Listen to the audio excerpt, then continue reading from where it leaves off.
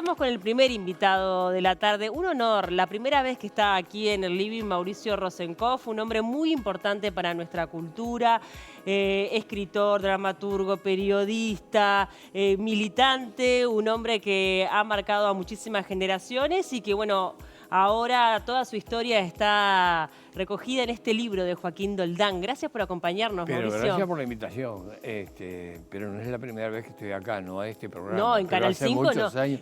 Por eso recién me mostraban algo que me dejó impactado, de la programación del 60 y pico con Hubert Salcedo. Me acuerdo que aquí tuve programas con Luis Alberto Negro, con Paco Espino, le hicimos un concurso sobre Martín Fierro. Mirá todos los recuerdos que saltan de golpe. Y después la preocupación por eso, la baja natalidad en Noruega, es porque dejan a los chiquilines afuera. Es tremendo. Es impactante la imagen, ¿no? No me vengas con los versos más tristes de esta noche. Totalmente. Bueno, ¿cómo estás? ¿Cómo estás? Se te ve muy bien, se te ve con mucho ánimo. ¿Cómo estás? Independientemente de que han sido también, bueno, días bien movilizantes, de despedidas. Bueno, sí, claro, son días muy intensos. Hay de todo en la viña del Señor. Y, bueno, el Chau, el Pepe y la tanda que va quedando, la tandita que va quedando de aquellos días. Y antes, después, lo que hizo la Federación de Profesores de Literatura, que hizo una exposición durante 3 días de las obras mías. Ahí me enteré que tengo como 40 libros. Yo no me acuerdo, podrás creer. A veces me muestran un título, ¿para de quién? Y bueno, eso y la actividad y todo eso. Pero recién quedaba en el tiempo. El solcito de otoño es una fiesta. Guambia, 4:30, 5, que teclea. Antes de meternos de lleno en tu historia, también me gustaría hablar de algunos temas de actualidad que están generando, bueno, mucha repercusión. Estamos ante una situación bien compleja a nivel, bueno, de conflicto bélico, lo que está pasando en la Franja de Gaza. ¿Tú tenés una postura al respecto? Yo tengo postura al respecto, tengo postura a todos los respectos, y prefiero que la opinión del gobierno, de nuestro gobierno, es la que acompaño. Y bueno... no la de tu fuerza política, sí la del gobierno. Bueno, y todo es uno, te diría, de alguna manera, porque son 25 organizaciones dentro del Frente Amplio. Y bueno, hay que manejarse con mucha cautela, con mucho cuidado, porque el que esté libre de pecado que arroje la primera piedra. Son temas muy sensibles, sin duda. A veces se dicen las cosas por la mitad y eso no es bueno, y como no es bueno salir a hablar como quien no quiere la cosa del pique en estas. Así que dejemos que se aquiete. Es un problema muy difícil, todo el Medio Oriente es un problema muy difícil. Entonces, démosle tiempo al tiempo. Bien. Así que por el momento acompañás la decisión del gobierno, lo que ha hecho Cancillería. Mira, por el momento acompaño que haya. Mira, yo tuve hace muchos años una entrevista con Simón Pérez. Cómo Simón Pérez lograron la paz después de la guerra de los 6 días con los palestinos y con Yasser Arafat, y fueron juntos a las Naciones Unidas. Quiere decir que es posible la paz. Entonces hay fuerzas en todas partes donde eso lo miran de reojo. Entonces hay un ejemplo dentro del propio escenario que hizo posible eso. Yo recuerdo la última frase en la conversación que tuvimos, que fue el secretario general de la Internacional Socialista, y cómo se arreglaba esto. Entonces, te estoy hablando de 20 años atrás, me dice, paz por tierra. Entonces, hay gente que se preocupa, que lo hace, que se juega, y hay gente que se está jugando la camiseta ahí y en todas partes. Sin duda. De todas maneras pensaba, también tiene que ver un poco con tu historia, con la historia de tu familia, que estuvo también muy cercana al Holocausto. ¿Cómo humanidad caemos siempre con la misma piedra, ¿no? Nos tropezamos constantemente, cosas que uno diría, pero ¿ya no hemos aprendido bastante con las atrocidades del pasado? si vos ves el panorama que tenemos en el planeta en este momento, uno trata de encontrar una noticia que apareció un planeta donde podés evacuar, que no quede muy lejos y que el boleto salga barato, porque es desesperanzador en un punto, sí. Complicado. Así que por eso, desde el punto de vista de las opiniones, desde el punto de vista de la actividad, en este territorio donde estoy es donde prefiero dar opinión y hacer comentarios, porque se habla mucho y se hace poco. Hablaba también de la historia de tu familia, que tiene que ver también con tu compromiso social, ese compromiso que tenés desde temprana edad y que de alguna forma después te fue llevando a una militancia mucho más activa. Sí, seguro. Lo primero que me impacta a mí, en mi casa, casa de inquilinato, en el Altillo vivía Ramón Lescano, la construcción, mi viejo que era bolche y recibía el diario de la colectividad judía, un Frein, nuestro amigo se llama, que pateaba con la izquierda. Y la Guerra Civil Española, donde fue la primera barricada contra el fascismo. Y se crearon las brigadas internacionales y el 20% de los integrantes de las brigadas internacionales eran de todas partes y un porcentaje del 20% es judío. Es decir, que hay una tradición de lucha, de resistencia que se dio también durante la Segunda Guerra Mundial porque fue el punto de partida. Ahí se estrenaron los aviones nazis y las fuerzas y las tropas fascistas italianas, y figuras como Primo Levi marchaban para ahí cuando los detenían, cuando los detuvieron. Bueno, en mi casa se vivía eso, y después se vivía esa atrocidad que fue el Holocausto, donde yo puedo decir, no conocía a mis abuelos, no conocía a mis tíos, no conocía a mis primos. Muchos murieron en la resistencia, muchos murieron en Auschwitz y en los campos de concentración. Y bueno, todos esos ingredientes tienen que ver con mi formación junto con la del barrio. El barrio era una fiesta y en el barrio era, fíjate, mi amigo de la infancia, el Fito, era hijo de don Tomás, que era hincha de Mussolini, italiano, pero yo qué sé qué, pero doña Catalina y doña Rosa, mi vieja, tenían la azotea en común y tenían gallinero. Y bueno, entonces enderecemos lo que tenemos que enderezar acá. Digamos, tenemos el vicio de las declaraciones y de las opiniones, hasta cuando se formulan preguntas se están dando opiniones, cosa que no lo han llamado mucho la atención, pero si vos ves la tele te encontrás con eso. Está muy bien. Hablabas del barrio, hablabas del vínculo con tu papá, que a nivel de idioma tenían como cierta barrera, pero de todas formas te transmitió muchísimo, está claro. Claro, y seguro, por la gente que venía, digamos, yo recuerdo haber ido a seccional sur del Partido Comunista, que el viejo habitaba por ahí, y el idioma que se oía del otro lado de la puerta era el yiddish.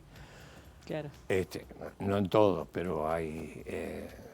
Así que en esa materia estoy curado en salud y quemado con zapallo. ¿La expresión artística nació desde temprana edad? ¿Enseguida encontraste en las letras el refugio? No, el barrio era un barrio cantor. Fíjate, yo vivía la infancia 4 o 5 años en Gonzalo Ramírez, Santiago de Chile. Barrio Palermo, enfrente estaba el Boxing Club Palermo, la vuelta por Francisco Reduel, el rancho de la Comparsita. Y además teníamos un himno en el barrio, el viejo barrio que te vas, de Soliño y Collazo, ese que canta el boliche, ha cerrado sus puertas, ya no hay risa, ni luz, ni alegría, y en la calle ruinosa y desierta sopla un viento de desolación.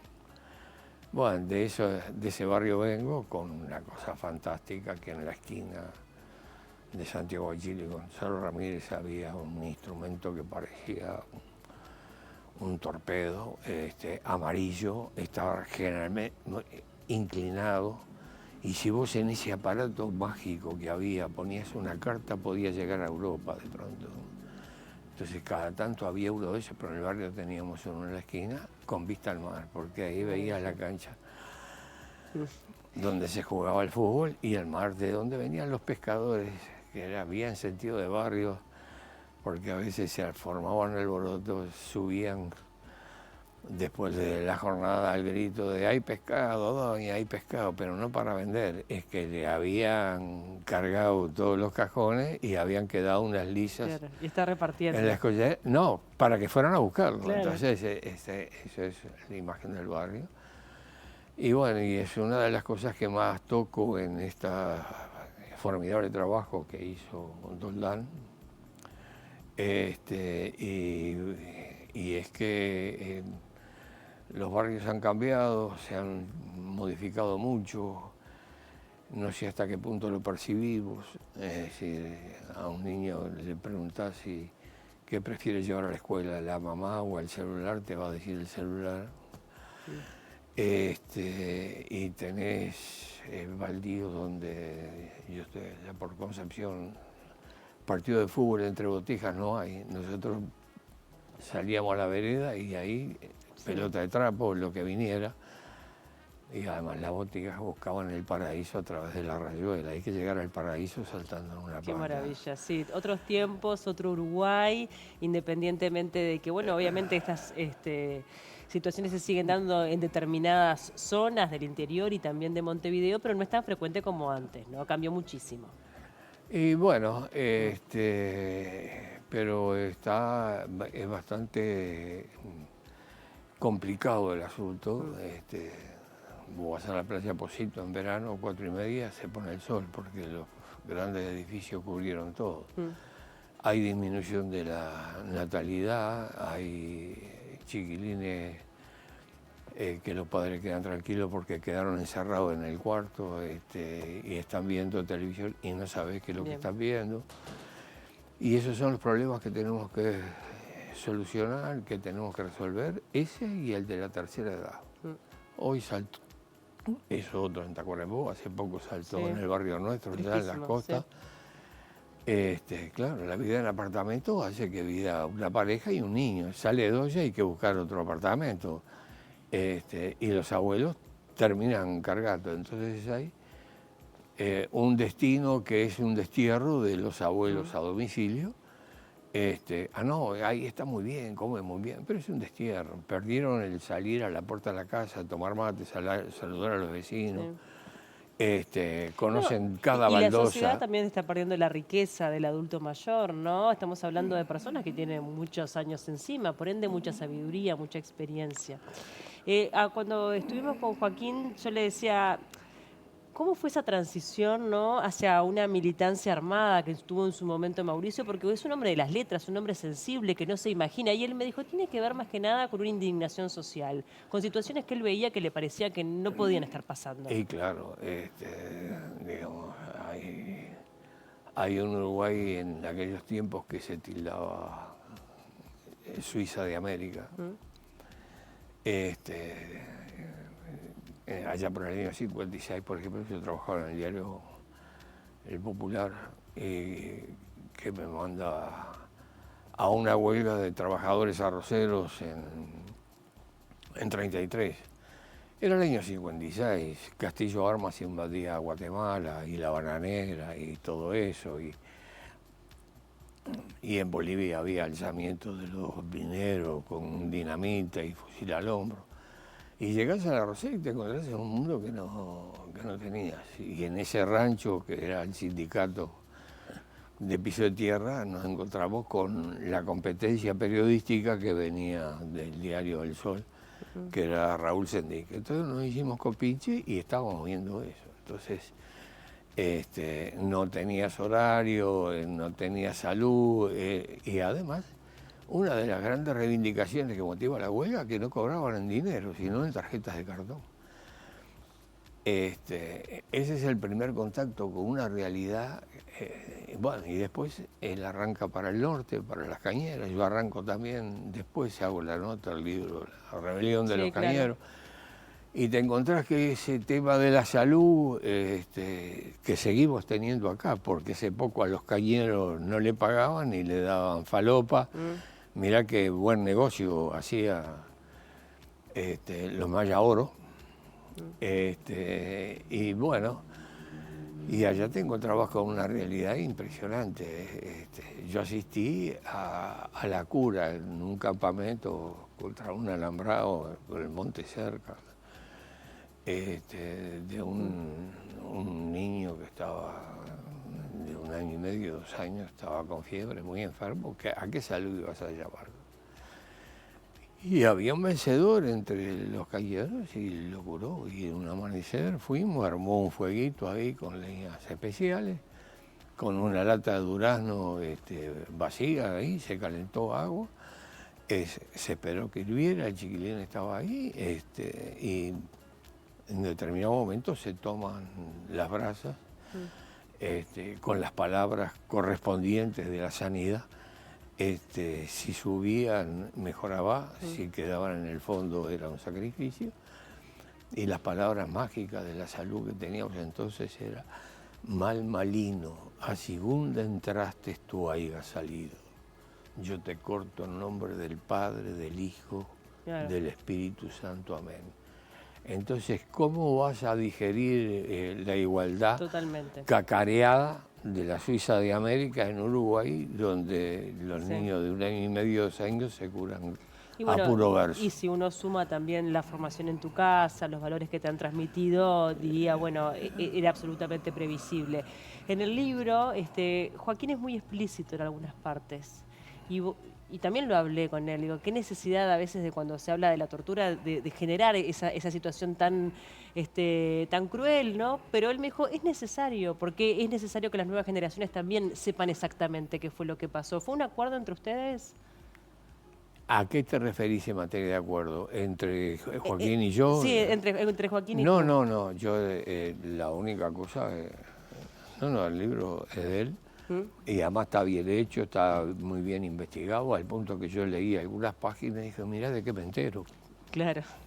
¿Y estás de acuerdo con esa decisión que él tomó de ser explícito en algunos momentos? Es cosa de él, digamos. Eso lo hace porque la tesitura que tomamos, lo que fuimos rehenes de la dictadura, cuando salimos, que éramos 9, salimos 8, uno murió en el calabozo, o hacen. Dijimos, bueno, nosotros somos militantes, salimos siendo militantes, acá para nosotros no planteamos ninguna demanda ni denuncia, ahora hay que sacar el país adelante, es decir, menos verso y más ladrillo. En esos tiempos que estuviste privado de libertad, años, 13 años, sí. Las letras también te salvaron, te acompañaron. ¿Generaste cosas? Y seguro. ¿Cómo fue ese salvataje? Mira, es una anécdota muy linda. Estábamos en el submundo, estábamos bajo tierra. Me acuerdo, no teníamos papel, nos daban de comer, estábamos a media ración, no nos vimos las caras. Entonces, con el Pepe y el Ñato, que hicimos la vuelta del Uruguay en un calabozo, estábamos ahí. Reinventamos el norte para abrir una ventanita a la vida, nos hablábamos a golpe de nudillo. Esto fue en Paso de los Toros, y una vuelta irrumpe en el calabozo un cabo y un guardia. Yo contra la pared, encapuchado, y en tono peremptorio me dice, ordena decir al sargento si usted es el escritor. Lo primero que hay que calcular, mirar la crítica, que avance. ¿A dónde hemos llegado? Y le contesté, sí señor. Y en el mismo tono me dice, ordena a decir al sargento que le escribe una carta a su novia, a la del sargento. Sí, tremendo. Bueno, me trajo recaudos de escribir, una tabla con papel y una virome ahí, yo qué sé qué. Y a la segunda carta, me esperé, ¿viste? A la segunda carta, pumba, me vino a saludar.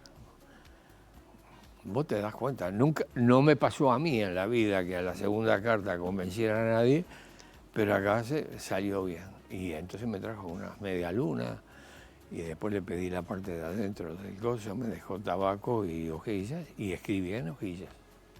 Por ejemplo, en La Margarita, que canta Jaime, y musicaliza Jaime Ross, compañero del álbum.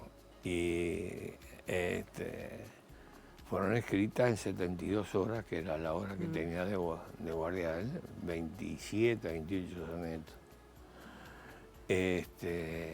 Y bueno, después se doblaba con un nylon, se escondía en el dobladillo de la camisilla y cada tanto se lo podía mandar a la vieja para lavarlo. Entonces sacaba el tubito y así salió La Margarita. De esa manera puedo escribir. Así todo escribí otras cosas que desaparecieron, una obra de teatro, una novela.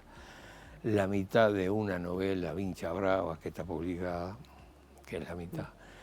Y bueno, a la humanidad hay que entretenerla con algo. Totalmente. ¿Y cómo hacían para también que un poco en la noche de 12 años uno se puede llegar a acercar a una idea? ¿Cómo hacían para acompañarse a la distancia, ¿no? Sabiendo que estaba el compañero del otro lado, pero no tenían posibilidad de charlar? Charlábamos hasta los codos. No teníamos dónde sentarnos, nos sentábamos en el piso. Sí. Teníamos centinela a la vista porque teníamos... ahí nos miraban por la mirilla. Te sentabas, doblabas el brazo así y empezábamos a comunicarnos, pero hablamos hasta los codos, hicimos planes. Con el la nudillo, clave de Morse, claro. Seguro, le reinventamos la clave del Morse, después la simplificamos, nunca la registramos, pero estoy seguro que no existe. ¿Recordás alguna de las charlas que hayas tenido en esas instancias? De todas, pero hicimos de todas, inclusive discusiones que tuvimos para ver la postura que teníamos que tener ahí adentro. Por ejemplo, llegamos a la conclusión de que con la familia teníamos que ir bien, sonrientes, contentos y contar anécdotas, porque no le podíamos transmitir lo que estábamos viviendo, aunque más o menos se sabía, porque éramos esqueletos gordos. Claro. Y después el niato que me avisa que cuando salga va a escribir un corto sobre un libro sobre la fuga de Punta Carreta. Y me dice, voy a escribir un libro sobre la fuga de Punta Carreta cuando salgamos, y el prólogo lo vas a hacer vos, me dice. ¿Está? Le digo, pero lo escribo yo, me dice. Me pareció genial, claro, la fórmula.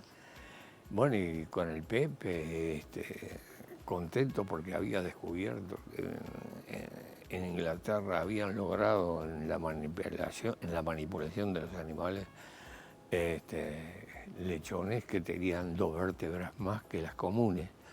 Entonces vos calculás, la carne que sale por ahí, calculaba en un año cuántas toneladas podía producir y demás con esas 2 vertebritas que la ingeniería biológica les había aplicado. Luego, bueno, obviamente recuperaron la libertad, volvió la democracia, pasaron muchas cosas en el camino y el Frente Amplio llega al gobierno.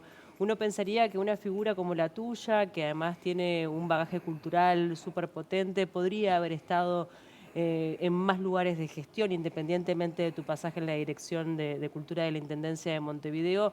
No has querido ocupar esos lugares, ¿por qué? No, pero tengo la vida por delante. ¿Y querés? Difícil que el chancho chifle. Pero ¿por qué en su momento no aceptaste? No, porque digamos, hay muchos compañeros capaces, mira la tanda que hay ahora se ganó las elecciones, hay que enfrentar un estilo político. Yo fui cronista parlamentario hace muchos años y había un nivel de respeto y de inteligencia y de cultura entre blancos, colorados, 2 bolches, 2 socialistas que había en la Cámara, impresionante. Y ahora la primera declaración que hacen en cualquier momento parece para en mi cuadro no jugar. ¿Cómo es la vida familiar, ¿no? También el hecho de tener esa posibilidad de irte los veranos a Las Toscas, de vivir entre Las Toscas y Malvin en invierno, de refugiarte en tus seres queridos, más allá de que sos una figura pública. El bullying se intitula La casita de mis viejos. ¿La de Las Toscas? Sí. Estás en la cuadra de la playa, ¿no? ¿Dijiste? A una cuadra de la playa, sí. El viejo lo compró. Cuando lo fuimos a ver, tenía una casilla de dormir.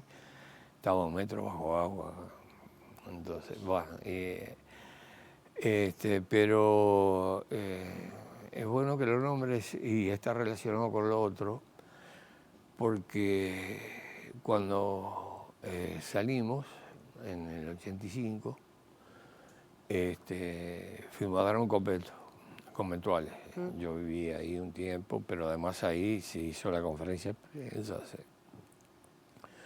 Y con el ñato habíamos acordado en esas largas conversaciones a nudillo y con el Pepe, que si alguno de los tres salía y en condiciones, porque ahí nunca sabía si estabas en equilibrio psíquico, iba a dar testimonio de toda esta historia que habíamos vivido, que estábamos viviendo. Salimos los tres, hubo que reorganizar el movimiento desde conventuales, gente que venía del exterior, según de dónde viniera, de qué país viniera, España o Suecia, tenía una mentalidad distinta, inclusive los compañeros que salieron, pero eso se reorganizó el movimiento y planificamos. Con el ñato nos fuimos a la casita de mis viejos. No sé si tenía luz, pero en un galponcito en el fondo. En 15 días nos escribimos, había una mesita chica, había que sacarla a la puerta porque no había luz, entonces de día, memoria del calabozo. Y el Pepe daba el visto bueno, corregía y eso. Entonces, eso cuando salimos. Y el primer tomo de Memoria del Calabozo se publica en el 85, a fines del 85. Es decir, que hubo un rendimiento y la casita está vinculada a eso. Los compañeros pegaron ahí, hicieron con una baldosa. Así, o sea que es un lugar piedra, que te identifica desde diferentes ámbitos, desde el familiar, desde pero claro, la militancia. Es el punto de referencia que me va quedando. Quedaba, digamos, en la casa, es el punto de referencia y donde ahora con estas temperaturas te das cuenta no es para mis bueyes. No, está frío pero ahora, en cuanto lo mío es pasar el invierno, ¿viste? Entonces cuando levanten la temperatura te vas para allá. Estoy allá y bueno, y allá tengo la Olivetti y una acá y una allá, fíjate. Ya quiero hablar un poco de la Olivetti porque hay unos cuentos maravillosos. ¿Matilde qué significa?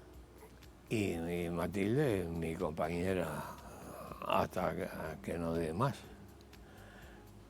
20 años, además. Yo era amigo del padre cuando ella no estaba sobre la tierra. Y el padre era un referente en este país. Era Tape López Silvera, coronel del ejército uruguayo y capitán de las brigadas internacionales en España. Héroe guerrero en España en la resistencia contra la invasión de Franco y los aviones nazis que a Guernica y a otros pueblos los hicieron bosta. Y él había combatido ahí. Y bueno, de alguna manera no llegó a conocer el vínculo. Falleció a los 50 años y por ahí, por la vuelta de la vida, de alguna manera, de pronto es un mensaje que manda en forma de Matilde y bueno, y ahí lo leo todos los días. Y ahí van caminando de la mano. Y ahí todos los días estamos ahí. Está muy bien. Hablábamos de la Olivetti. En un momento sé que te llevaron una computadora, empezaste a escribir en una computadora y apretaste no sé qué botón y se te desapareció todo. Seguro, vos no tenés que creer todo lo que te dan. Entonces dijiste, yo vuelvo a la Olivetti. Nada, me explicaron, hablaron, claro. Yo qué sé qué, yo qué sé cuándo. Venía bien, yo sabía lo de la carpeta, mandarlo para la carpeta. Pero no se escribe mejor el texto que se quiere escribir porque tengas una máquina eléctrica que... Y yo venía fenómeno, loco la vida, y de una vuelta se ve que toqué un botón que no debía y miro, no hay nada. Retrocedo, no hay nada. Se me peló. No. Nunca más. Nunca Eso más. con la Olivetti nunca me pasó. Y claro. Pero te das cuenta, la tengo ahí, está fenómeno. Tengo problemas con la cinta porque te das cuenta ya. Ya no conseguís tanto, ¿no? No, yo lo menciono porque cada vez que hago una entrevista largo esto y después aparece alguien, mira, yo tengo una cinta, o alguien entiende, y ahí me las hace llegar. Y bueno, entonces estoy mangando, ¿viste? ¿Y todos los días escribís? No, todos los días pienso. El acto de escribir es cuando elaborás y vas tomando notas y todo eso. Ahora terminé una nueva novela. Leonel, mi hermano, se llama, sale en octubre en la Feria del Libro.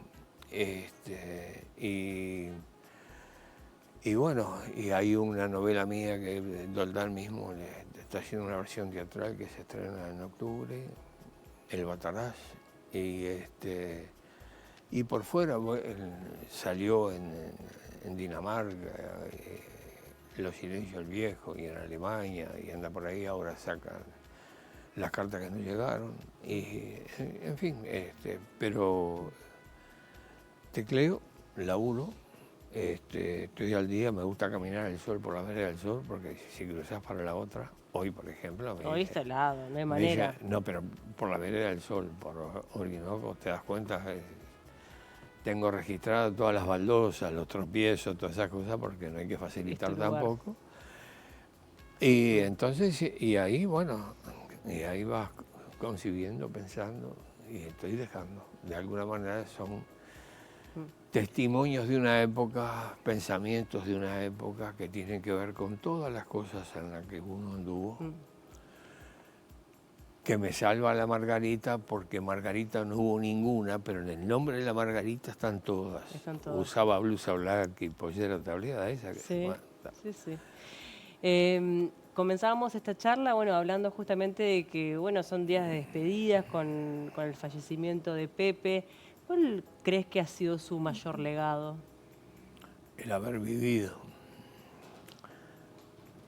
Pepe fue mágico, fíjate. Una vuelta, nos conocemos de jóvenes y anduvimos siempre a la vuelta en un lado, en otro, pero ahí nos veíamos cada tanto. Fíjate vos, una vuelta estaba gobernando el Partido Nacional, el ministro de Industria era el maravilloso don Enrique Erro, que es padrino político del Pepe, herrerista, y se había producido una estafa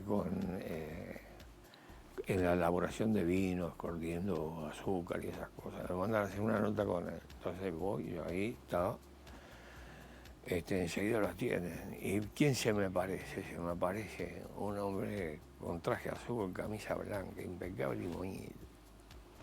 El Pepe. Entonces ese Pepe había venido de correr en bicicleta con Atilio François y vender flores y algunas sabandijeadas con las flores, por ejemplo, en una iglesia donde había casamiento los domingos, el cura no sabía qué hacer con todas las flores que quedaban, pero le aparecía el lunes, cargaba y llevaba a la feria, seleccionaba, digamos, esto una vida. Y después, muy lector, muy inteligente, y las últimas conversaciones que tuvimos arrancábamos a puro verso.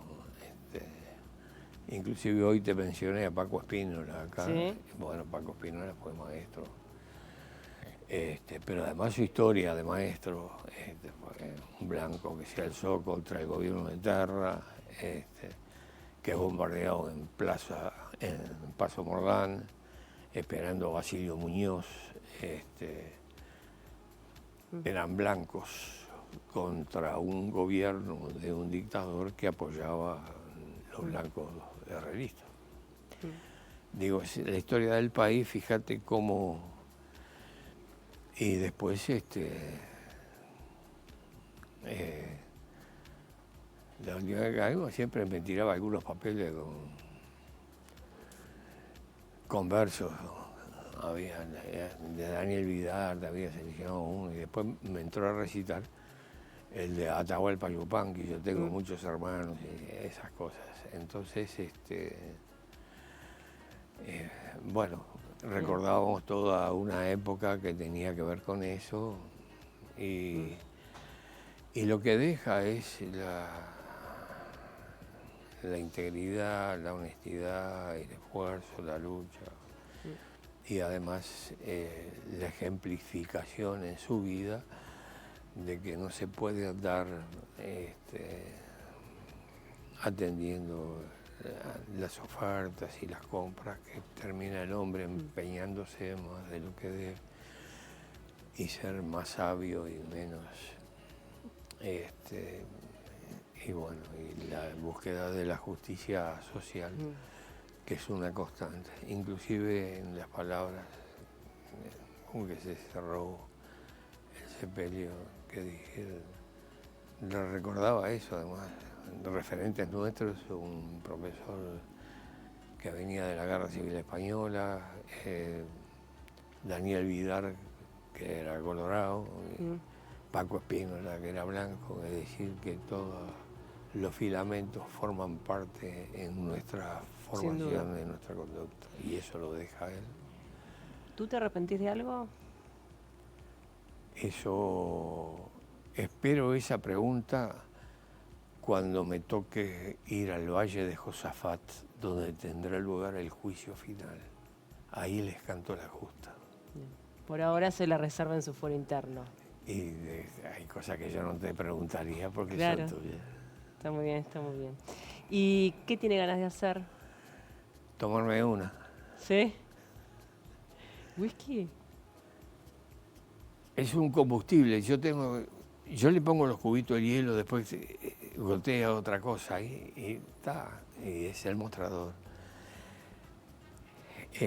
Mirá, de las primeras canciones del barrio, y que está pasando ahora, desaparecieron los boliches,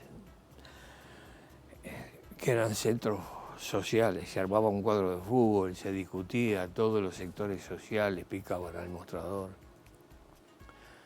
Y la canción con que comencé este diálogo, el boliche ha cerrado sus puertas, ya no hay risa, ni luz, ni alegría. Y en la calle sinuosa y desierta sopla un viento de desolación. Viejo barrio que te vas, te doy mi último adiós, ya no te veré más, dice la canción. Los boliches eran esos centros, como los baldíos eran centros para que los boticas jugaran al fútbol. Ahora se pasea el perro en esos lugares. Entonces hay un cambio y además los chiquilines ya no reciben los consejos de los abuelos o de las recetas de las abuelas. Resulta que parece que es muy bueno tal centro, tal lugar. Y es el destierro y es de los dos grandes problemas que tenemos, que los niños vuelvan a vivir como niños y que los viejos tengan los derechos que tenemos todos.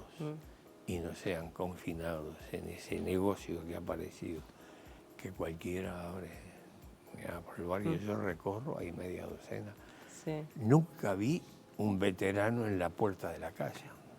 Es muy triste, sin duda, y son grandes desafíos Entonces, que tenemos como país. De esos temas sí hablo, de esos temas sí peleo, porque están al alcance de lo que uno puede hacer.